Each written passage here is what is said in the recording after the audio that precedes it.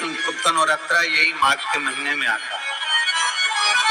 शंगी ऋषि ने इस गुप्त नवरात्र का बड़ा वर्णन किया। शंगी बाबा ने इस गुप्त नवरात्र के बारे में बहुत कुछ बताया।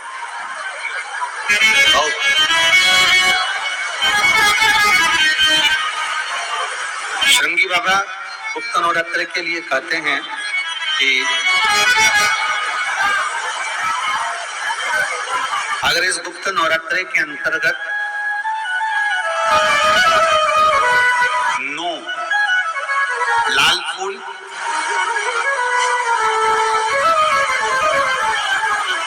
और 5 श्वेत पुष्प, ये दोनों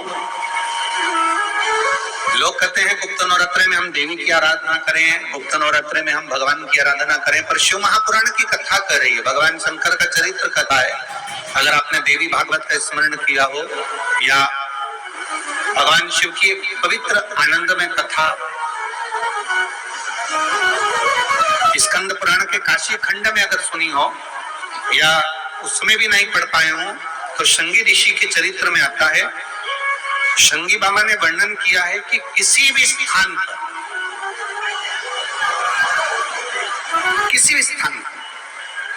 यदि हमारे घर में 2 शिवलिंग है, नहीं है, तो किसी अपने घर के गमले में, बगीचे में 2 पार्थिव लिंग का निर्माण करें। 2 पार्थिव, उसमें एक शिव जी का स्मरण करें और एक में माता पार्वती जी का स्मरण।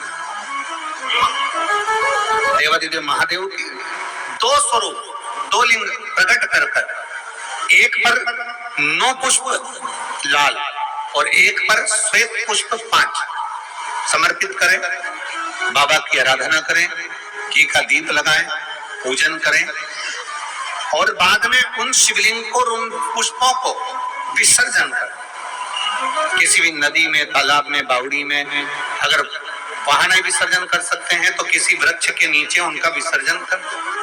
पर ये नवरात्र, ये जो गुप्त नवरात्र हैं, इस माघ महीने में जो गुप्त नवरात्र आती है, इसी के अंतर्गत इसका पूजन है। एक बार हमने पहले वर्णन किया था, जिसके यहाँ संतान नहीं होती उसके लिए भी पहले माघ महीने में जो गुप्त नवरात्र आते हैं उसका स्मरण कराया था। कैलाशी अविनाशी है, शिव तत्व का है। आप जिस भाव आप भगवान को रिझाते हो, भगवान उस भाव से अपने भक्तों के करीब पहुंचता। यमुना जी ने पार्थिव शिवलिंग का निर्माण किया। केवल चाहे गुप्त नवरात्रे हो, चाहे सर्व नवरात्रे हो, केवल देवी की आराधना कर रहे हैं और सोचें कि हम माता जी की आराधना कर रहे हैं और माता जी हम पर प्रसन्न हो।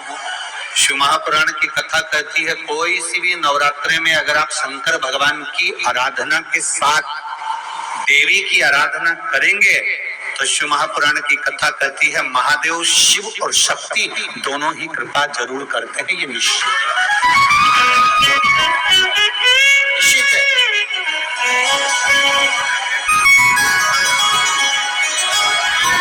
केवल एक शिव की आराधना कर लेना, शक्ति की आराधना कर लेना, हम शिव और शक्ति की दोनों की आराधना, हम शिव और शक्ति की दोनों की आराधना।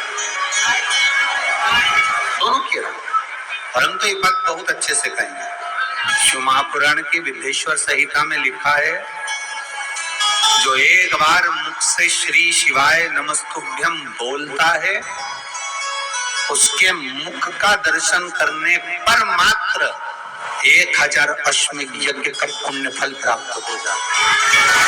केवल श्री शिवाय नमस्तुभ्यम बोलने वाले के मुख का दर्शन मात्र कर लेने से ये फल की प्राप्ति।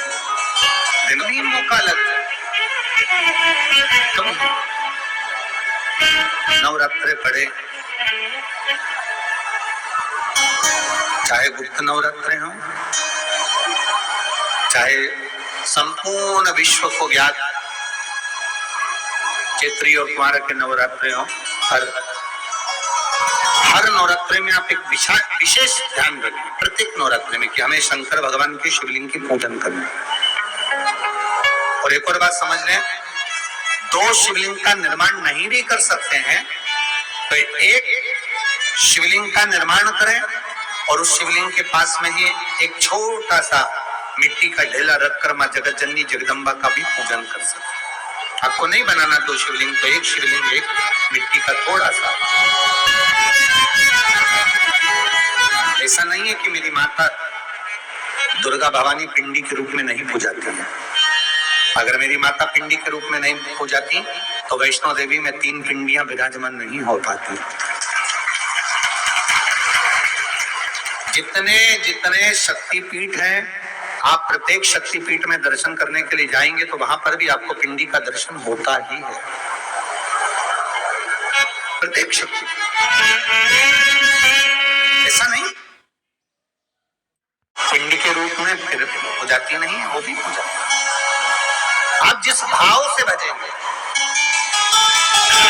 जैसे हम कहते हैं हमारे शहर में, हमारे सीहोर नगर में यहाँ एक बृहस्पति धाम की आराधना करने के लिए गया है, कंकर शंकर की पूजन करने के लिए गया। धर्म पत्नी से संतान नहीं, औलाद नहीं, बड़े दुखी, बड़े दुखी। अच्छा, संतान नहीं हो, किसी नारी की गोद अगर, स्त्री की गोद अगर खाली रह जाए तो भी दुख होता है उसको कि मेरे घर में औलाद नहीं, संतान नहीं। हम कई बार कहे, आज फिर कहते हैं, ये टेस्ट भी बाद में कराना, सारी जांचें बाद में कराना। एक बार शंकर का भजन कर कर देखो। सब जगह से अगर हार जाओ और सारे रिपोर्ट आपकी आपने सब दूर दिखा ली, तो एक बार शंकर पर भरोसा कर कर तुम रुका जी का नाम लेकर सफेद आंकड़े की जड़ को शिव जी पे से रजस्वला धर्म के 7वें दिन 21 बार घुमा लो। नाम गोत्र बोलकर कमर में लाल धागे में बांध लो। पीपल के पत्ते शिव जी को चढ़ाओ, उठा कर लाओ। उस एक पत्ते को रात्रि को गाय के दूध में उकालो और उस दूध को दोनों पति पत्नी पियो। साथ रहिए, समय आएगा, बाबा चाहेगा तो 3 या 4 महीने में गर्भ ढेर ही जाएगा। सारे डॉक्टरों को दिखा लिया अपनी जगह, टेस्ट भी करवा लिया अपनी जगह, और एक बार प्रयोग, और वो विश्वास रखकर करना पड़ेगा। शंकर पर जो भी कार्य कर रहे हो आप, जो उपाय कर रहे हो आप, शिव का स्मरण कर, भगवान पर अगर विश्वास रखोगे, भरोसो दृढ़ इन चरणन करो, श्री वल्लभ नखचंद्र छठा बिन सब जगह ही अंधेरो। अगर भरोसा है तो शंकर है, और भरोसा नहीं तो शिव कहां से? विश्वास लेकर अगर आए हो तो काम तो होगा। ये लोग काशी से आए हुए हैं, विश्वास लेकर ही तो आए होंगे कि हम जाएंगे शंकर की कथा में तो बाबा कृपा जरूर करेगा। कई लोग यहाँ पर बैठे हुए जो आए विश्वास लेकर आए हुए, दूर दूर से आए हुए, केवल विश्वास लेकर कि भगवान कृपा करेगा किसी न किसी रूप में, मुझे विश्वास है कि बाबा मेरी सुनेगा। और फिर कहता हूँ, कथा में अगर आपने मन लगा लिया, भले टीवी चैनल के माध्यम से श्रवण कर रहे हो, भले मोबाइल के माध्यम से श्रवण कर रहे हो, भले पंडाल में सुन रहे हो, बाबा से अगर दिल से आपने अगर कह दिया तो 3 महीना बहुत होता है सब कामना पूरी होने के लिए। मेरा बाबा आपको कुछ न कुछ दे ही देता है, बस आपकी रुचि के अनुसार सुख प्रदान कर ही देता। आप उस पर विश्वास, भरोसा, भटकना नहीं है हमको, मार्ग से विचलित नहीं होना। लंबी बाती का प्रमाण अलग होता है। लंबी बाती क्यों लगाई जाती है? भगवान के मंदिर में, दीप में, देवियों की पूजन में, लक्ष्मी की वृद्धि के लिए। कौन से देवता क्या लंबी बत्ती लगती है और कौन से देवता क्या गोल बत्ती लगती है, उसका भी प्रमाण बनना। किसी देवी की पूजन करो तो लंबी बत्ती आती है, कुल देवता की पूजन करो तो लंबी बत्ती आती है। किसी मंदिर में किसी देवता को लगाने जाओ तो गोल बत्ती लगती है, उसका भी प्रमाण है। लंबी बत्ती जहां लगाई है, अगर लक्ष्मी के सामने लगाई है तो लक्ष्मी की लंबाई बढ़ती है, लक्ष्मी की वृद्धि बढ़ती है। अगर कुल देवता के नाम की लगाई है तो वंश की वृद्धि होती है। इसलिए हमारे यहाँ अमावस्या पूनम को जो पाटे वाटे भराते हैं उसमें गोल बत्ती नहीं लंबी लगाई जाती है, जिससे हमारा वंश बढ़े। नवरात्रि में देवी जी की जो बाती लगाई जाती है वो लंबी लगाई जाती है, गोल नहीं। क्यों? क्योंकि जिससे माँ हम पर कृपा बना कर कि हमारा वंश खूब बढ़े, हमारे यहाँ लक्ष्मी की वृद्धि हो।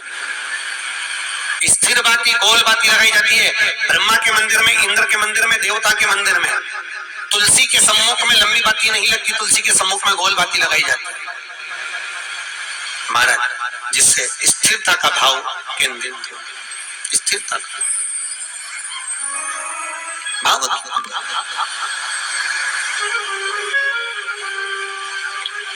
पीपल के वृक्ष के नीचे कभी लंबी बाती नहीं लगती, बड़ के पेड़ के नीचे कभी लंबी बाती नहीं लगती, आंवले के पेड़ के नीचे कभी गोल बाती नहीं लगती। आंवले के वृक्ष के नीचे लंबी बाती लगना चाहिए, धन की वृद्धि, सुख समृद्धि। तुलसी के पौधे के नीचे लंबी नहीं लगती, गोल बाती लगती। बातियों का भी प्रमाण।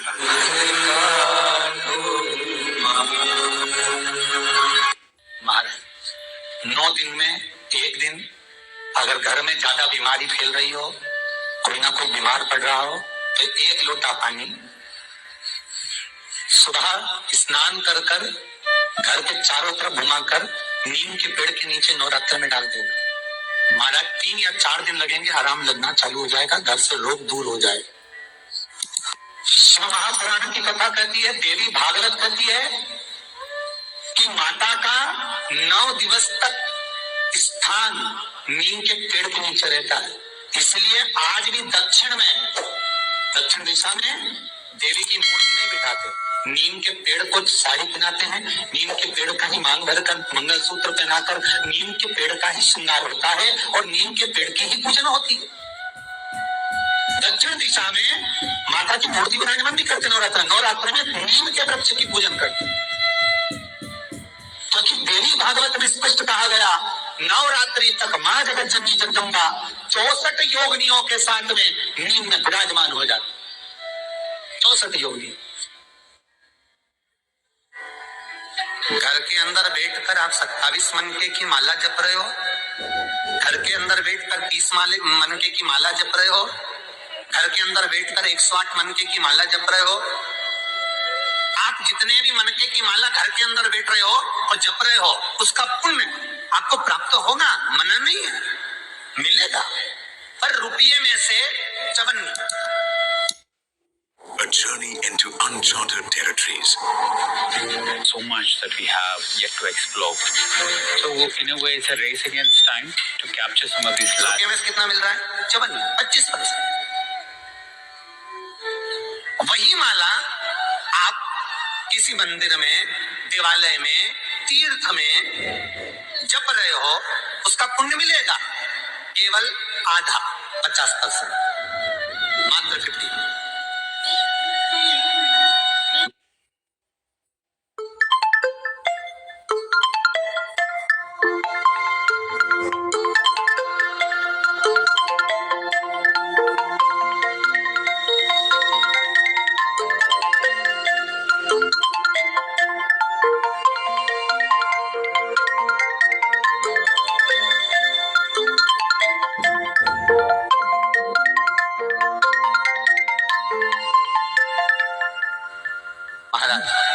वही माला आप यदि पीपल, आंवला, समी, बेलपत्र, इन वृक्ष के नीचे अगर आप एक माला को लेकर बैठे हो और बिना आसन के,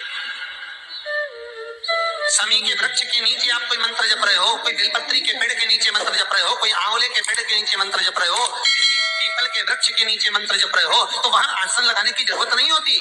बिना आसन के अगर आपने एक माला का एक मन का भी अगर जपा है, शिव महापुराण कहती है, विष्णु पुराण कहती है कि 100% पुण्य आपके खाते में उस मंत्र का फल प्रदान कर देता है। उस मंत्र का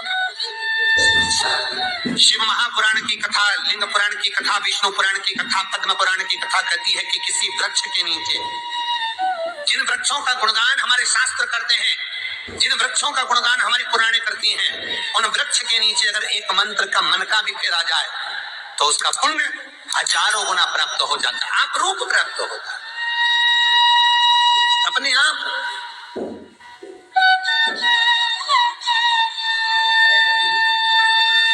आप इस पुण्य को करना चाहते, मेरा बहुत निवेदन है महाराज, बहुत प्रयास करा करो, प्रयास करना। अगर हाथ के मनके की माला भी नहीं हो और किसी पीपल के पेड़ के नीचे 15 मिनट बैठने का मौका मिल गया, आंवले के वृक्ष के नीचे 5 मिनट बैठने का मौका मिल गया, किसी आंवले के वृक्ष के नीचे 5 मिनट बैठे हो, ओम नमो नारायण का मंत्र का स्मरण कर लो, ओम नमो भगवते वासुदेवाय का जाप कर लो, बस उसका फल 4 हजारों गुना प्राप्त हो जाता है। शमी के पेड़ के नीचे बैठे हो, श्री शिवाय नमस्तुभ्यम का जाप करिए, 4 गुना फल मिलेगा, 1000 गुना फल। बेलपत्री के पेड़ के नीचे गए हो, ओम नमः शिवाय ओम का जाप करिए, फल मिलेगा। उस फल को हमें पाना। शिव जी का पहला पार्वती के साथ अवतार है काल और काली, महान काल और महाकाल, पहला अवतार। और द्वार पर चप्पल पड़ी होने के कारणवश वो लौट कर चली जाती है। बहुत ध्यान दीजिएगा, हमारा थोड़ा सा आपको बुरा लगेगा, लग जाएगा, और शिव पुराण है, जीवन संवार देगी तो अच्छी बात है, जीवन संवार दे तो अच्छी बात। मंदिर के द्वार पर हम जब चप्पल छोड़ते हैं, जिस मंदिर की चौखट पर चप्पल छोड़ी है, आप जितनी देर आराधना में लगे रहते हैं, उतनी देर तक आपकी चप्पल पर जितने लोग लांग कर जाते हैं, जितने लोग लांग कर प्रवेश करते हैं, उसका भी दुख आपके भाग्य में आता चले जाता है। ध्यान दीजिएगा, चप्पल का भविष्य पुराण में पढ़िएगा कभी कि पादुका का महत्व क्या है, पादुका किस ओर उतारना चाहिए, पादुका को कहाँ रखना चाहिए। स्कंद पुराण कहती है, जिस व्यक्ति पर कर्जा बहुत ज्यादा मात्रा में हो जाता है और कर्जा चूकता नहीं है, आप बहुत प्रयास कर लिए, करोड़ों रुपए का कर्जा हो गया, यहाँ से लिया वहां दिया, वहां से उठाया वहां दिया, वहां से उठाया वहां दिया, तो निवेदन है, कभी मौका लगे कर्जा मुक्ति के लिए सारे वृक्षों में अगर कोई श्रेष्ठ वृक्ष माना गया है तो वो वट का वृक्ष माना गया महाराज। इसलिए प्रशासनिक कार्य के लिए, मानसिक टेंशन में, परेशानियों में वटकेश्वर महादेव का स्मरण किया जाए। और यदि निवेदन करूंगा बहुत ज्यादा, यदि आपको कर्जा हो गया, बहुत ज्यादा कर्जा हो गया और वो कर्जा चूक ही नहीं रहा, तो थोड़े दिन बड़ के पेड़ के नीचे आप वटकेश्वर महादेव के लिए 1 लोटा पानी, उसमें थोड़ा सा पिसा हुआ चावल पीस के गला लेना चावल को और पीस लेना, पीस के उस पानी में मिला लेना और मिलाकर उसमें थोड़ी सी हल्दी पिसी हुई डालकर वटकेश्वर महादेव के नाम से बड़ के पेड़ के नीचे अपनी कामना कर कर जो कर्जा हुआ है उस कर्जे का भान देते हुए, स्मरण देते हुए छोड़ दीजिए। महाराज 2 या 3 सोमवार एक ही जगह पर करना, 3 सोमवार बाद वहीं से बड़ के पेड़ की थोड़ी सी जड़ उठा लाना और उस जड़ को एक कोई धागे में बांधकर या तो अपनी में डाल दो या अपनी जेब में पटक लो, उसको थोड़े दिन पटक कर रखो, लगभग 2 से 3 महीना पटक कर रखो। वो जड़ जैसे बड़ का पेड़ विस्तार होता है, पानी गिरे ना गिरे, जल वृष्टि हो ना हो, गर्मी पड़े ना पड़े, उसको कोई फर्क नहीं पड़ता, बड़ का वृक्ष आप रूप फैलता जाता, उसकी जड़ें अपने आप प्रबल होती है। उसी तरह ये वटकेश्वर महादेव कहीं से भी अगर जड़ आपके पास में रखी है 1 महीना 2 महीना 3 महीना तक, तो ये जड़ अपने आप लक्ष्मी को पकड़कर खींच कर लाती है और कर्जे से मुक्त कर देती है। वटकेश्वर महादेव का स्मरण सुख का देना। बेलपत्री का वृक्ष किसका प्रतीक है? पार्वती का। नीम का वृक्ष किसका प्रतीक है? जगदम्बा का। जिस व्यक्ति को ब्लड प्रेशर की बीमारी रहती हो, ऊपर नीचे ब्लड प्रेशर होता रहता हो, तकलीफ भोग रहे हो, बहुत कष्ट में हो, बार बार पसीना आ जाए शरीर में, कुछ ना करिए, 1 लोटा पानी भरो, 7 पत्ती नीम की डालना, काय की डालना, नीम कड़वी नीम, मीठी नीम नहीं, कड़वी नीम, और साथ उसमें बेलपत्र डालना। जिस व्यक्ति का ब्लड प्रेशर हाई हो और लो हो, उसके कमरे में उसको प्लेट से ढककर रखना। सुबह स्नान कर वही व्यक्ति जिसका ब्लड प्रेशर ऊंचा नीचा होता है उसको शिव जी को समर्पित करना, शिव को चढ़ाकर उसी का पानी 7 बार उसी स्थान पर ग्रहण कर लेना। व्यक्ति का ब्लड प्रेशर बराबर हो जाता है। मात्र लगभग अगर सोमवार